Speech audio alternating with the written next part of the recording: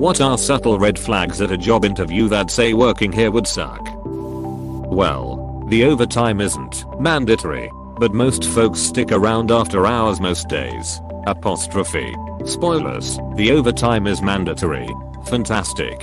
You should know that if you choose me for this position, I will be declining the optional overtime. I mean, if you're going to walk anyway, it might be funny to call their bluff. My wife actually did this on her interview about working on some Saturdays.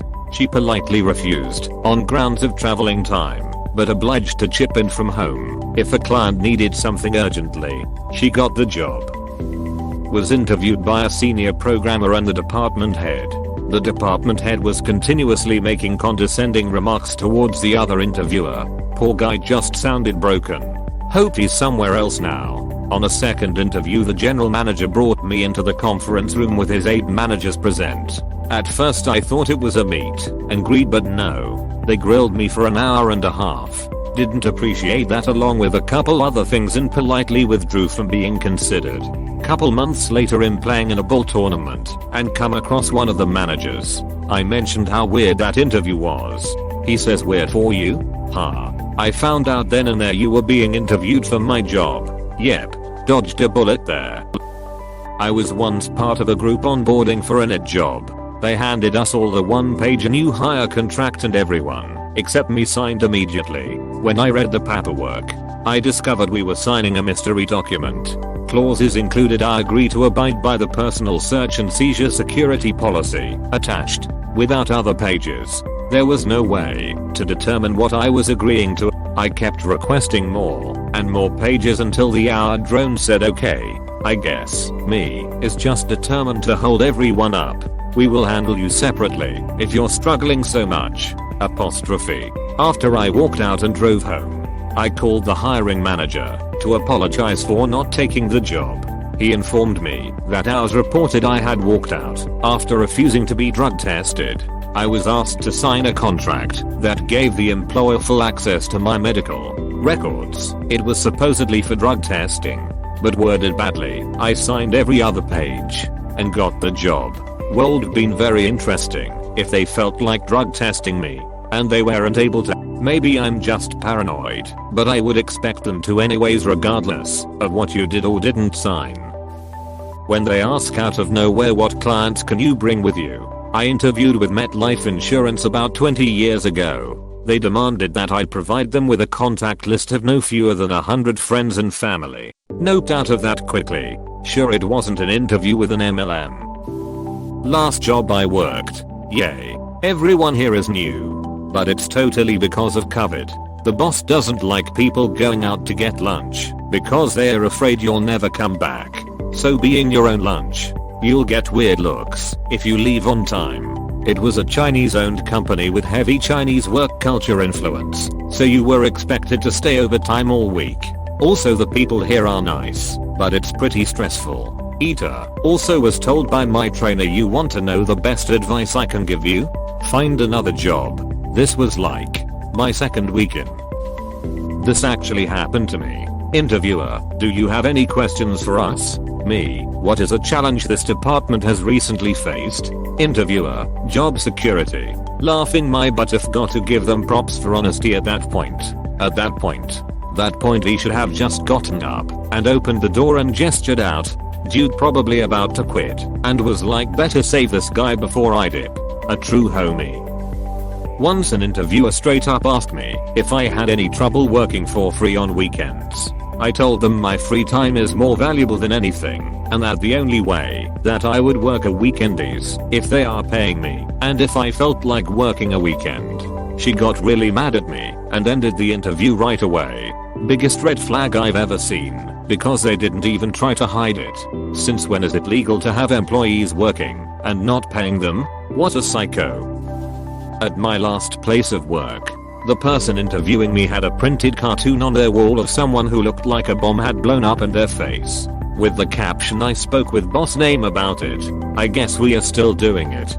That wasn't subtle at all, but I ignored it. The boss was an absolute tyrant who wouldn't listen to her staff, consider changing her mind about anything, or let people do the work they were best suited to do. She wouldn't show up for weeks at a time. The job itself was decent, but she was the worst boss I've ever had. There's a good saying. People often don't quit jobs. They quit managers. I first saw this on Reddit, and I can't agree any harder that this is an indisputable truth. But I also feel that your leaders at the top set the precedent for all staff under their charge. If you can see the floor before the interview, you can sometimes get a vibe about the place. I once went to interview for a sales position. Aside from the interviewer being 30 minutes late, it did allow me to sit and observe the situation. I realized pretty quickly this was not going to be the place for me. Very quiet except a handful of people on the phones cold calling. Many reps trying to push for contacts on the other end. Just painful to listen to, and when they'd hang up there wasn't really any interaction with coworkers. Just quiet, and then another call. It all seemed very tense. I noped out of there real quick after the 5 minutes the interview took. Dodged a bullet. I had interviewed for a call center job at another place that is a complete 180 from that. Yes, it's a call center job, so it is what it is. But there was laughter on the floor. People talking to floor managers. Just a completely different vibe that was more inviting. I had the opposite experience from your first one. Interviewed for a call center, thinking I'd probably either just not take it at all because I imagined it would be really draining, or just do it for a couple of weeks until I found something better, but then decided to stay because everyone seemed really nice and chill about the whole deal. Still working there, and probably gonna stay until I'm done with uni. Did tech support in a call center while studying. Fantastic job that I still miss, just because the leaders and colleagues were absolutely awesome. All tasks get old with time. Great coworkers don't. Everyone looks tired.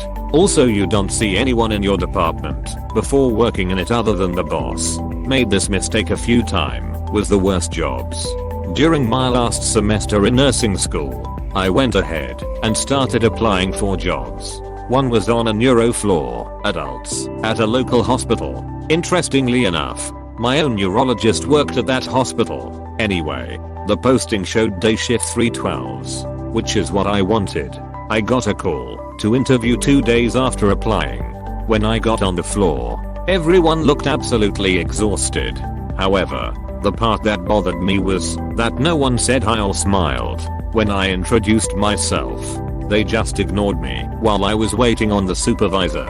I interviewed with her, as well as 3 other nurses on the floor. There was a desperate yawn in their faces, and I think they were hoping this new grad would be grateful for a job. However, the supervisor told me the position was actually night shift. I explained that I could not do that for several reasons. Sleep deprivation equals seizures for me, she said. No worries. We will just change it to day shift.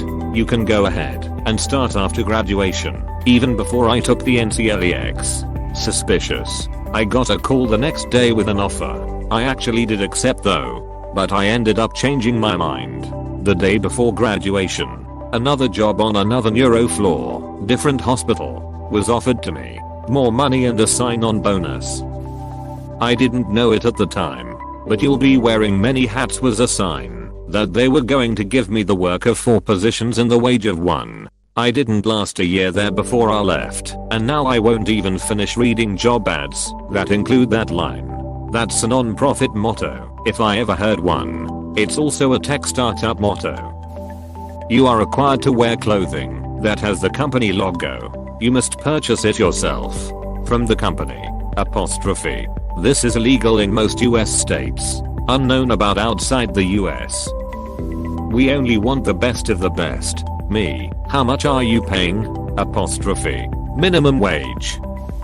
I once showed up for an interview and the manager wasn't there that day. No one called me to let me know. The assistant manager was not apologetic for the scheduling issue at all. She was literally just like, oh, she's not here today, in a tone that suggested I should somehow already know that.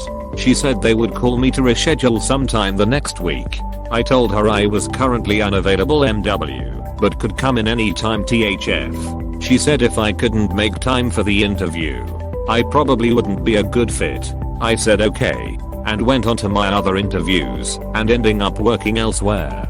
You'd think that would be the end of it, but both the manager and the assistant manager badmouthed me to a few other people in the industry, including one of my friends. Hello, I made time for an interview. You disrespected me by not calling me to let me know it was cancelled. I gave you the times I was available to reschedule, and that was disrespectful somehow? I would be livid. Definitely shows a complete disregard for your time. I interviewed for an independent contractor position on a piece rate. It's hard to predict how much you're going to earn on a piece rate. So to attract me, the manager showed me some pay stubs from his guys. I noticed that 1. He could easily cherry pick pay stubs to show his best guys' best weeks. All that tells me is that I'm likely to make less than what he's showing me, at least on average. 2. The pay stubs were obviously designed to be confusing. They were a full page and absolutely covered in data. He wanted me to be impressed by a dollar amount, obviously not accounting for costs which the contractor has to carry, or taxes which the contractor has to deduct and pay, but he took them away before anyone could have deciphered what the pay period, piece rate, number of jobs or KMS was. 3. He showed me other people pay stubs. WTF? Question mark? Another red flag is that they were desperate to hire because they didn't have enough contractors to deliver the work contracts they'd already sold. I had 2 guys from different offices call me after I'd declined the position who apparently still thought I was considering it. When you are signing all the forms they give you, and you are taking your time to read over every document so that you can fully understand what you are getting into, and people come in and start telling you that you don't need to read this and that just sign here and so on. I hate that in any situation, not just jobs. Buying something big like a car and they're like, oh, it's just standard contract stuff. Let me decide if it's standard. You know full well, if I sign this, I've agreed to whatever the duck is written. Company, standard contract stuff. Don't need to read it, just sign. Also company, when in court, you should have read the contract to know what you were signing. When you ask, what do you like about working here? And the interviewer talks about the location of the job, it's a great place to live, instead of the actual job. Jobs where the expectations of the position aren't clear. The person hiring you should be able to give a clear idea of your responsibilities day to day in a practical way. It shows that the company understands what it wants out of the position. I've worked a couple positions that had a really hard time figuring out who was supposed to do what. That lead to a lot of confusion, and both of them had this in the interviews. If the company you're working for can't define what success in that position looks like, you won't be able to either. I was interviewed for a job like this. When I walked into the interview, it was made clear that the job was being offered and was mine if I wanted it.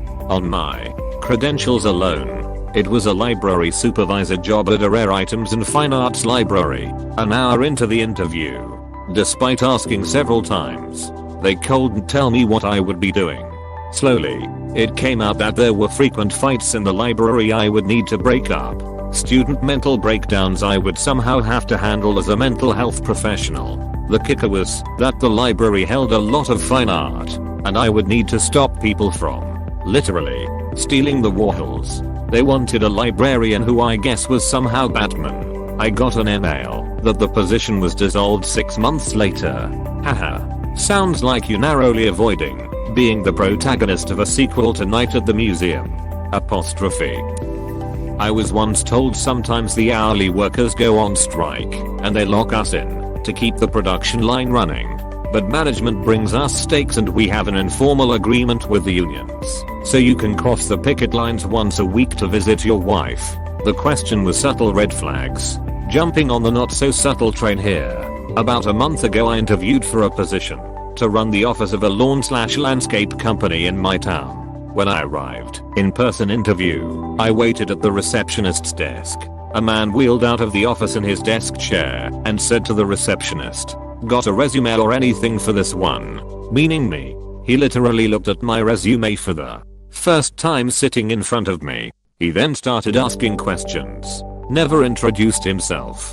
No hi, how are you? Thanks for coming in, etc. He interviewed me while I was sitting at the receptionist's desk, with the receptionist sitting there working. If she took a call, he just paused until she was through. He repeatedly referred to his landscape crew as my Mexicans, and when I politely ended the interview, he said, "Well, if you want you can call on Friday to ask if we want you back for a second interview."